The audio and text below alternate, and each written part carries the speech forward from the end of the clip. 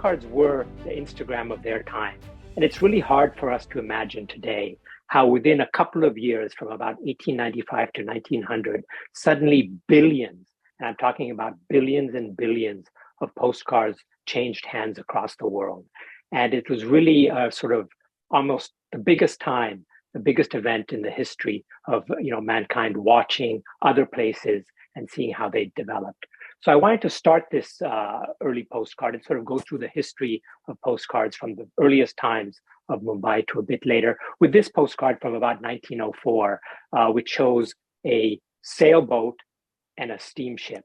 And it was really because of the infrastructure that was being built around the world that the postcard revolution was even able to happen. Because you can imagine a postcard, you can imagine a photographer in Mumbai would send a photograph to a printer in Germany on one of these ships. It took about 2 or 3 weeks to get there.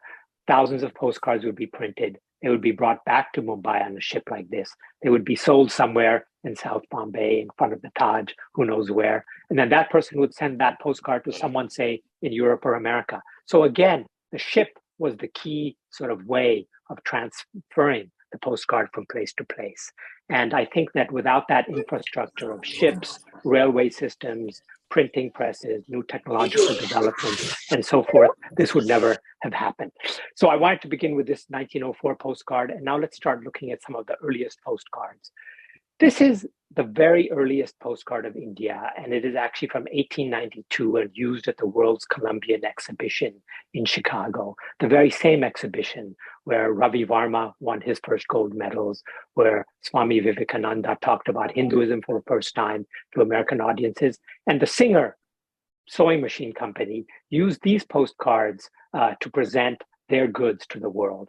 And the people shown in these postcards were probably Mr. Nusarvanji Patel, who was the Singer sewing machine representative in the city, and was really responsible for, in 35 years, for taking Singer sewing machines and making them ubiquitous across the subcontinent. I'm sure many of us remember when the Darzi would come to the home and bring a little one of these sewing machines with them and make clothes for people. And they're very beautiful postcards, actually. This is another one with the back where they sort of described why the sewing machine, was the right thing to use. So this was 1892. It really was in 1895 and 1896 that postcards began taking off. And let's turn now a little bit to talk about the very earliest postcards that I know of Mumbai. And these are directly made by the man in the top left is called Josef Hoffmann. He was an Austrian painter who traveled through India in 1893-94 and made he was actually a very well-known painter in Austria, and he made a number of watercolors. And then these were advertised in an early postcard magazine in Vienna. And an example on the right called Higeri Line in Bombay is one of those postcards. And it was extremely complex to make these lithographic postcards because, as you can see, there were a number of colors used. So what would happen is in the lithographic press, each time a different color was run, the big, heavy lithographic stone would have to be reset with that color, a different stone, put in the press, and then printed over the same sheet of paper. So Oskar Mehta, who was the Austrian printer, actually maybe originally Hungarian, in Vienna, wrote an article in 1898 about how complicated it was to make these postcards and how many times and carefully you had to send it through the press to print the colors properly over each other. A postcard like this one, the Tachali line in Bombay, and I actually don't even know exactly where this is, would take maybe 12 runs to go through. So it was a very complicated process, and postcards were expensive. You will notice at the very bottom right, it says edited by Thacker and Company Limited, Bombay. And what was interesting is that even though this was made by a small Austrian printer, Josef Heim, with an Austrian artist, they already had global ambitions and were able to have a relationship with Thacker and Company, one of the biggest retailers during the Raj, both in Mumbai and Kolkata, to distribute these postcards and sell them in the market. So from the very beginning, postcards were a global phenomena and required all these relationships between businesses and retailers and printers and jobbers who were in between the artists and the dealers to make the postcards available to people. This is one of the very first, greetings from Bombay postcards by Macropolo and Company. Macropolo and Company was a big tobacco retailer. It was originally Greek with places in Istanbul, but very big in India, again in Mumbai and Kolkata. And this is just a very beautiful card. And you can look at how carefully a card like this was designed as a lithographic press. And really the most beautiful postcards are in the earliest days because artists were involved. There was a lot of effort put into design. As you can see in this postcard, you have the sense of the elephant moving forward. You have some of the key parts of the city, and you have this concept of greetings from. And the very earliest postcards from the mid 1890s and then later 1890s, this is about 1899 are the earliest versions of these that I've seen. They all have this sort of sense of greetings from a place, advertising a place, and the message to the person who receives it is, wish you were here. And we still see that basic implicit message in the posts that we put on Instagram or Facebook today, where you're always gesturing to somebody somewhere else that I wish you were here, or I'm sending you a message from my place.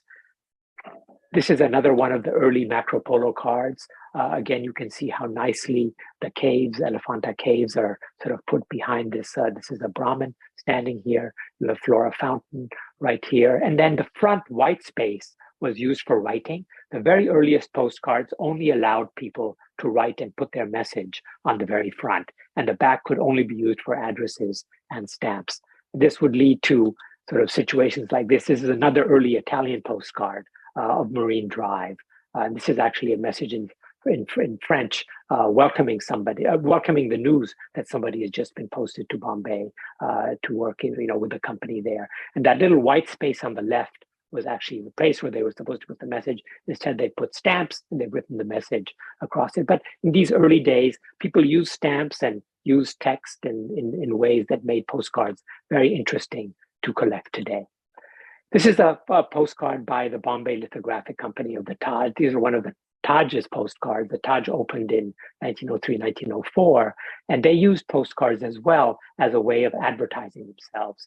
And this actually goes back to Germany, Austria, Switzerland, where the early alpine resorts used postcards and gave them to their visitors as a means of encouraging new people to come and visit them. So the wish you were here, the greetings from message was also an advertisement.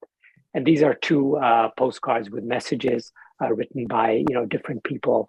On the left, the person at the Delhi Darbar is saying, please tell everybody that I'm here, back in Chicago. I actually collect postcards from the Taj written in the first decade or two of the 20th century, because it's so interesting to see the messages on them.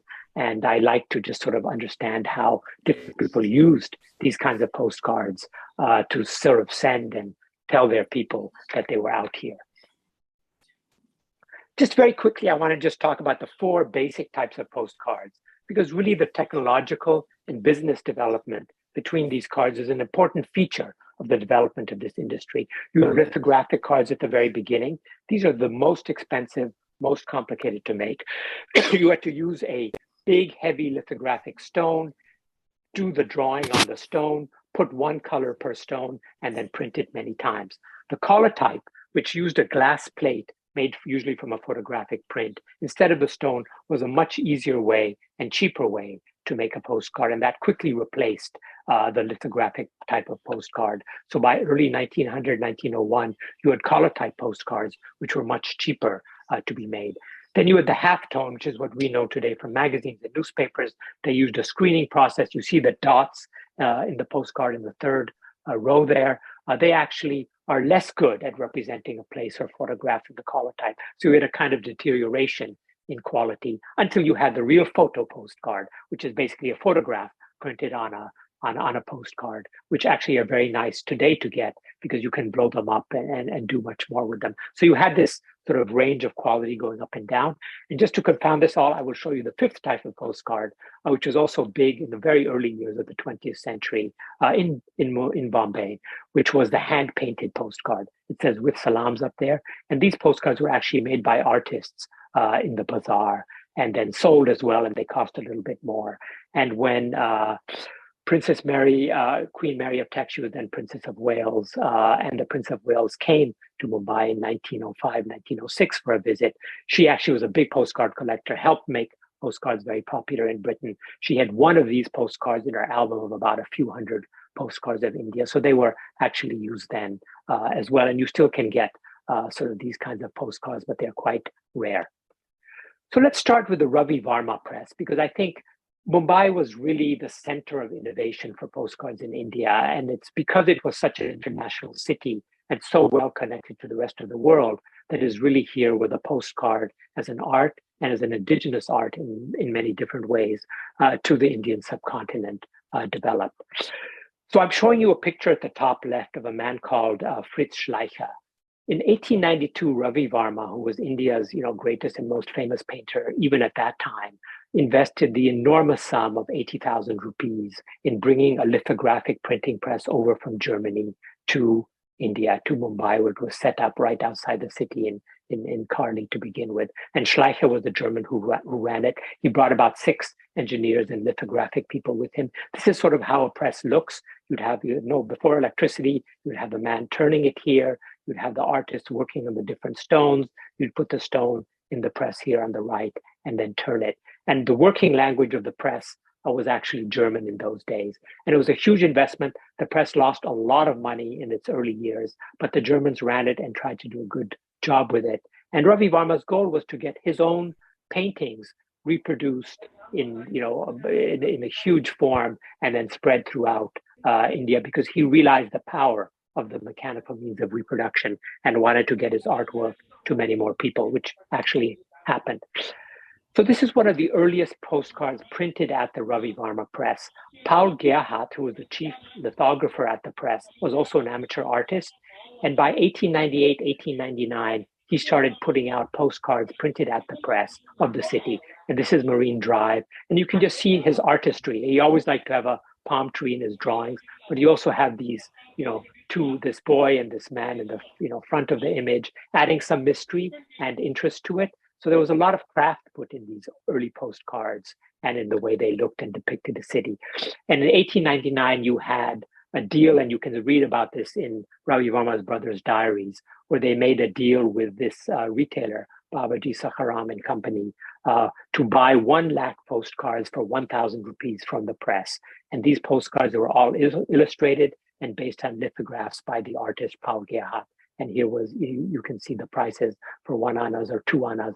Of course, the color postcards were the 2 anna cards. But this was really a big deal. And these were considered to be the first postcards within India, made within India as well, showing different people. And these are some of the types here: a dancing girl from Tanjore, a water carrier, a fisherwoman, a very big art trope, and then an aesthetic as well. And you can see the way the titles are written on the postcards, still by hand. They were engraved in the lithograph. People were still getting used to finding a real format for doing these things. I should also say these were smaller, quart-sized cards, a little bit shorter by about a ½ inch to the postcard that we know of today that took off later, because the British, always being a little different from their colleagues on the continent, had a different postcard standard than the Europeans. But by 1902, 1903, they gave in, because there needed to be standardization of postcard sizes for postcards to be inexpensive enough. So these are called quart-sized postcards. This is one of my favorite postcards by Paul Gerhardt. It just says happy on it, and it shows a woman with a sickle, quite happy indeed. But really, this was meant for holidays, because people could write happy Diwali, happy Eid, happy Navroz, whatever religious or event they wanted to use. They could just write the message on the right, and in the back there would be holiday greetings imprinted, and they could write their address on it. So there was always this sense, I think, from in the very beginning days of postcards, of a certain exuberance to the image, which I think are captured very nicely. This is another postcard by Gerhardt, and you can see on the top left the way there's a very sort of trompe l'oeil type of artwork, where you have this artist, and we think that Gerhardt had worked previously in Europe by doing stages for opera shows and so forth, where you'd have to use this kind of way of creating a 3D element visually in a very sort of simple way. But again, a lot of life to this postcard. This is again from 1899. and very fine line as well. This is also, within the bazaar in Bombay. And this is one of my other favorite postcards. This is Victoria Station, then just as it had opened. And the message on the left is magnificent station, but far too big for requirements. So in the early days, obviously the station was not used nearly as much as it should. But I think today it's the largest railway station in the world, and probably more people go through here in one day than the British rail serves in a month.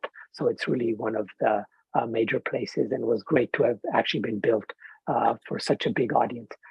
Now, by I think it was 1901 or 1902, the press, which had been losing money for a long time, was sold by Ravi Varma to the Germans, and Schleicher took over and ran it through the 1930s, actually, when he died, and then his family took it over, and it actually survived until the early 70s.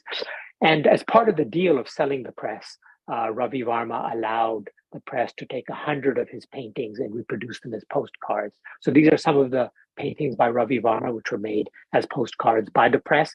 And these were actually printed in Germany because the need to be able to print postcards inexpensively and sell them for 1 anna or less in the bazaar, it became soon half an anna, was so big that it was much cheaper, even at that point, to send the postcards to Germany and have them printed there and then shipped back. And the Ravi Varma press itself would make those oleographs of his paintings and other artwork that, bigger, 16 by 24 inches, which you still can, get today in India. Those were made by the press, but these kinds of smaller objects were more economical to print abroad. So these are some of his more famous paintings as postcards. These are from 1905, 1906. The other really major early postcard publisher in the city was Clifton and Company. So Harry Saunders Clifton, who you see here, was born in the city in 1865. He became a photographer and very quickly began making postcards by about 1899 or so. These are early quart-sized postcards made by Clifton and Company in Bombay. You see again, it was very expensive. These were printed in Germany. It was expensive to put too much of an image on the front. So you'd actually have the image at the very top, like this notch party, and then the bottom space would be used for writing. Then you could have them hand tinted, as the one on the right, Elphinstone Circle in Bombay, or these are ayahs, and then people would write the message, and these were quart-sized cards as well. But very quickly, we got the standard size again. And these cards are collotypes, and these are among the most beautiful collotypes printed in Germany in the early 1900s. The Germans have a very nice word for this kind of postcard. They call it Lichtdruck, or light print. And this would be a glass printed collotype, which would then, each time the print went through the press, a different color would be used. And it was really, you'd get these really beautiful effects. You can see the dancer on the right, the way you can see the colors, right through, what she's wearing. So it's really very, very fine artistry was used. And again, multicultural, multi-layer printing was used to make a postcard like this. And these were quite popular and did really well. Clifton and Company was the first India-based company that sold postcards from across the entire spectrum of India. This is the Visti, the water carrier, very popular postcard. You can see how the choice of colors in exactly the same photograph could make a big difference to the image, and the retailer was able to play around and give instructions for different kinds of colors. Colors like yellow would become popular for a year or two and then change. So this whole idea of fad and fashion in postcards was also part of what drove the interest in postcards and people collecting them and sending them around. And this is the Monkey Temple, Hanuman Temple in Bombay. And you can see this is a color-type postcard, which was printed using the Lichtdruck method. And it looks almost as good as a color photograph. So you can imagine the craft and the care that went into these photographs, that even before you had color photography, you could actually replicate the feeling of a color photograph so well. These are one or two maritime scenes that you can see here by Clifton and Company, showing the different kinds of ships in the harbor. And here you see one of those big ships at the docks. And I think it's Ballard Pier on the right, which Anita was telling me earlier still exists today. The other big interesting thing was because, Mumbai, Bombay was such a big port city, you would have all these ships coming in. And in the late 1890s, the plague was brought to the city by ship, it seems, on rat-infested ships. And it was a big disaster. It affected the Ravi Varma press as well. But postcards were kind of used as a means of the city and the business people in the city to try and tell the rest of the world that was getting really worried about the fact that things in this city where so much trade was already getting involved was, under danger of having plague. So postcards were used to try and represent to the rest of the world that, hey, we're taking care of this, we're giving inoculations to people. In fact, vaccines were developed in many ways in reaction to the plague in the city. So you'd have Bombay business people really support the idea of trying to tell the rest of the world that we're doing okay here. So you'd have plague postcards, you'd have postcards of the camps where people were put who had the plague. You even had postcards used to record the plague cases, and then nice postcards in the bottom right of the plague hospitals taking care of people. So postcards are also used as a means of trying to tell the rest of the world that the city was taking care of its problems. Parsis were major collectors, and Parsi women in particular were major collectors of postcards.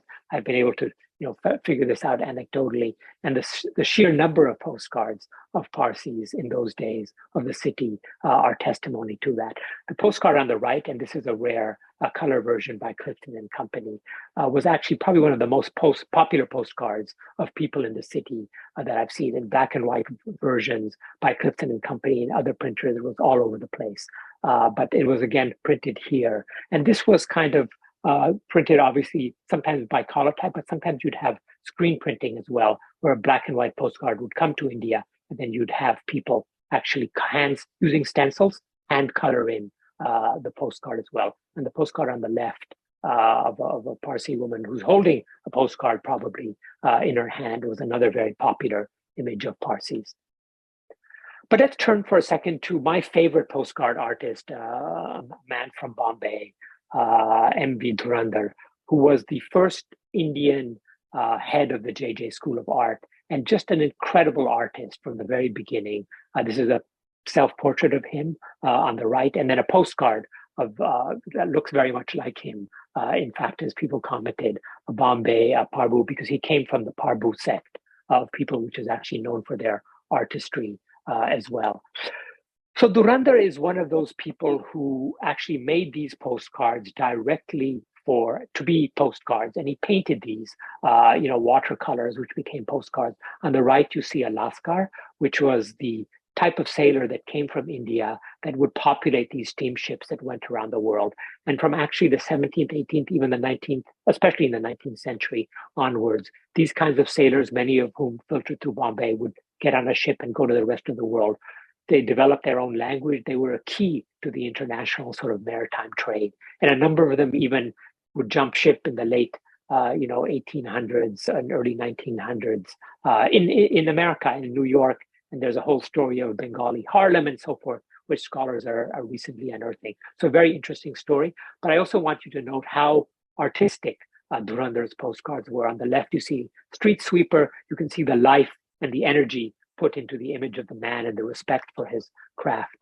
This is a milkmaid where I think one of the nice things about Dhurandhar's postcards is how well they show the evolution of the city and the new types of people who are coming up. So here you have one of the most ancient and traditional village, basic functions that need to be done, milking the cow to feed people here done in the city as well. But in the backdrop, you see the city as a backdrop, slowly putting up the new modern buildings, even as this traditional practice continues in the foreground.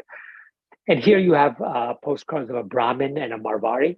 And you can see Alan Life's a scholar who's written about Dhurandhar's postcards, has very nicely pointed out the way you see the Brahmin very slowly walking from the temple to the city, very slowly being dragged into modernity, whereas the Marwari is happily strutting forward with his debt books in his hand, happy to go out and collect debts, much more at home in the modern city, which is coming much closer to him. So Dhurandhar's acute sort of ability to understand and perceive what was going on in the city is, I think, one of the reasons why his postcards are so interesting and fascinating today.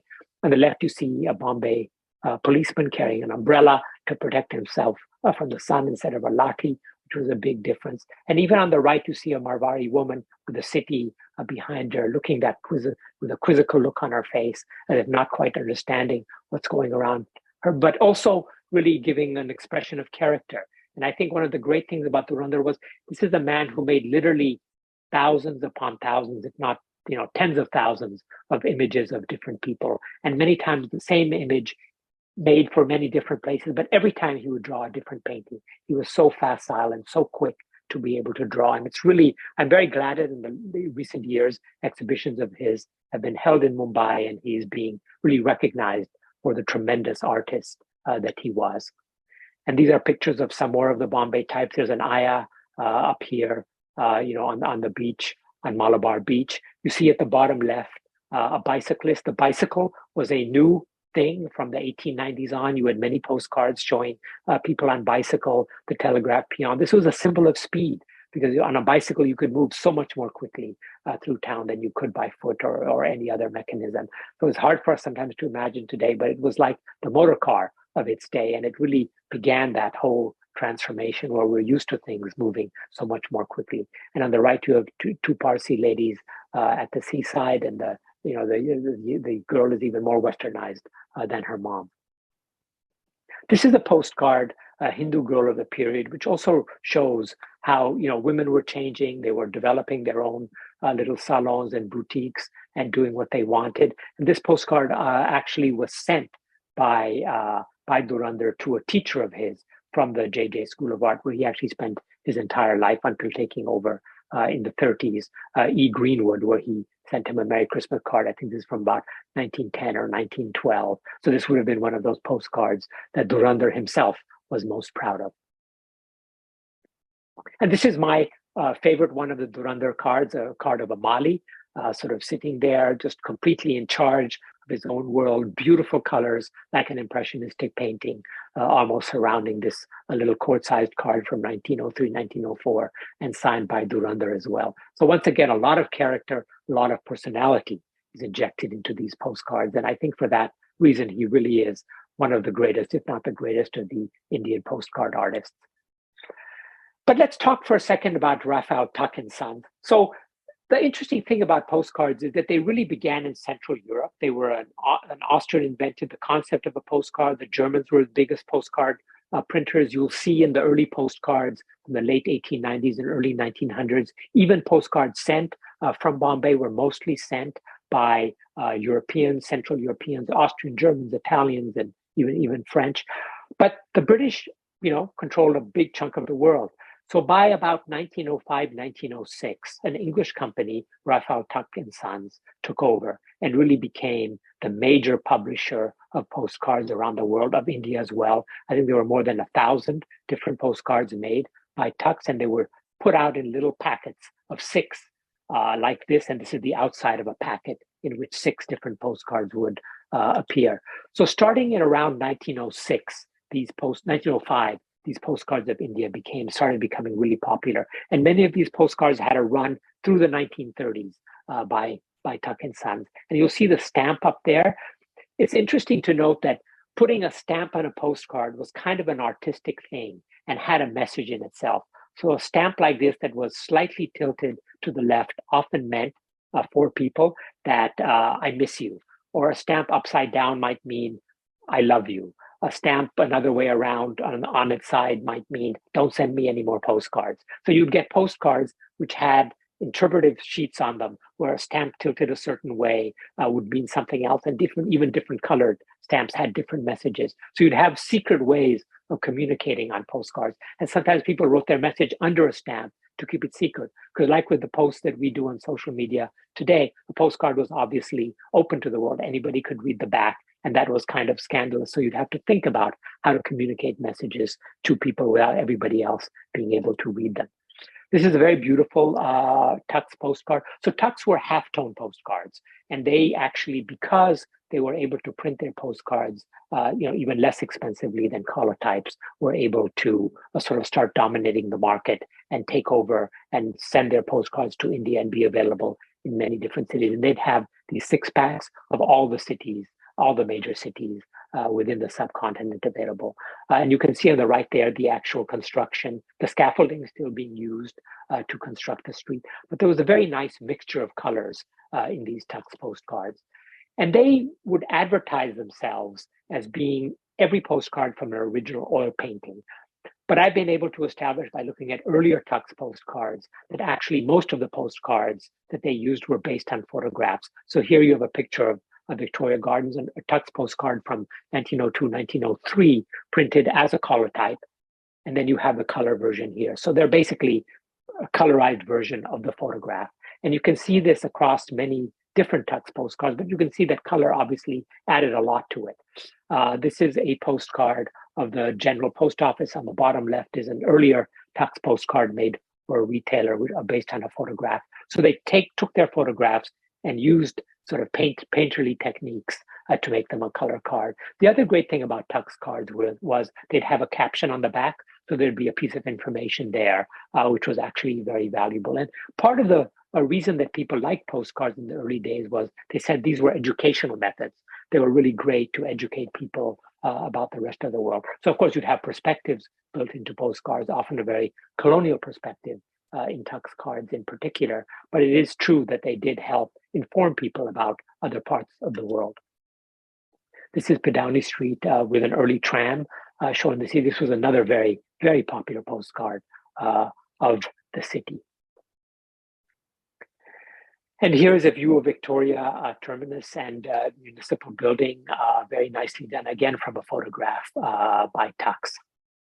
But I wanted to end my talk here by looking at a local Bombay publisher and printer of postcards. I think the printer is Haji Yusuf Haji Muhammad Pictures, but I'm not 100% sure because these postcards are only blind stamped by this firm and a couple of them on the back. Most of them don't have anything else. But these were actually lithographic cards.